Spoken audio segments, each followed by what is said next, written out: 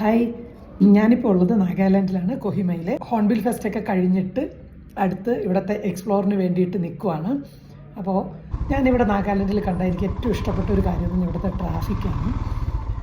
നമ്മളെയൊക്കെ നാട്ടിലെന്ന് പറഞ്ഞാൽ ട്രാഫിക് എന്നൊക്കെ പറഞ്ഞാൽ കുത്തിത്തിരുകി, പിന്നെ ആ ജംഗ്ഷനിലൊരു ബ്ലോക്ക് ഉണ്ടായി, പിന്നെ ഭയങ്കര പ്രശ്നമാണ്. ഇവിടെ കാറും ടാക്സിയും ഒക്കെ പോകുന്നതെന്ന് വെച്ചാൽ എല്ലാം സേഫായിട്ടുള്ള ഡിസ്റ്റൻസ് ഇട്ടാണ് വണ്ടി ഓടുന്നത്.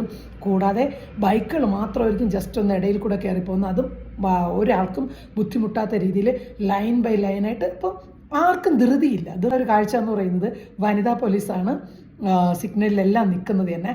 ഇവിടെയുള്ളവർ അത്രയും ലേഡീസിനെ നന്നായിട്ട് റെസ്പെക്റ്റ് ചെയ്യുന്നവരാണ്. പിന്നെ ഒരു പ്രശ്നം എന്ന് പറഞ്ഞാൽ വണ്ടി തട്ടിക്കഴിഞ്ഞാൽ അതിലാരാണോ അടിച്ച് ജയിക്കുന്നത് അവരുടെ ഭാഗ്യമേ വിജയിക്കത്തുള്ളൂ.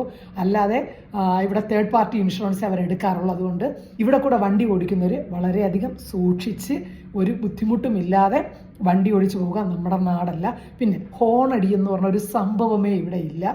ഇവിടെ എല്ലാവരും ആ ഒരു ഡിസ്റ്റൻസ് കീപ്പ് ചെയ്ത് യാത്ര ചെയ്യുന്ന ഒരു സ്ഥലമാണ്.